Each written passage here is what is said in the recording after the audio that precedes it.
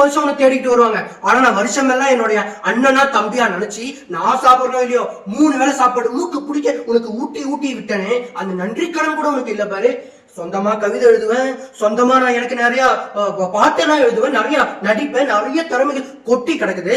நாளா அவன் கண்ணுக்கு தெரியல. ஒரு பரதேசி நாயி திருநங்கையாக ஒரு நாள் அப்படின்ட்டு நான் ஒரு ஷார்ட் பிலிம் எடுத்தேன். அந்த ஷார்ட் பிலிம் திருடி போட்டுச்சு. அது மட்டும் இல்ல, அந்த திருட்டு நாயி என்கிட்ட வந்து, ஏய் விஷ்ணுமாயா, உனக்கு நிறைய திறமை இருக்கு, நீ சொந்தமா பாட்டு எழுதுற, கவிதை எழுதுற, ஒரு 3500 கொடு, நான் உனக்கு கண்டிப்பா நான் வந்து உன்னுடைய பாட்டை வந்து மியூசிக் போட்டு ரெக்கார்ட் பண்ணி தரேன், உனக்கு டேலண்ட் காட்டுறதுக்கு நான் உதவி பண்றேன்னு சொன்ன அந்த பரதேசி நாயி, அந்த நாயை நீ மேலே ஏத்தி அழுது பாக்குறியே, அப்ப நாங்களாம் உனக்கு கண்ணுக்கு தெரியலையா? கஷ்டப்படுறோம், உழைக்கிறோம், சாதாரண சொந்தக்கார நாய்ங்களாம் நாங்க தேடல, உன்னதான தேடி சபரிமலைக்கு வரும். உன்னை நான் என்னுடைய மனசுல வச்சு தினமும் பூஜை பண்ணனே.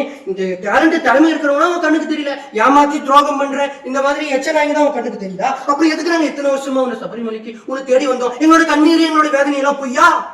உண்மையா இருக்கிறவங்க, உழைக்கிறவங்க, இவங்கள தானே நீ மேடை ஏற்றி அழகு பார்க்கணும். நீ பண்ண ஒரே ஒரு நல்லது என்ன தெரியுமா ராஜா?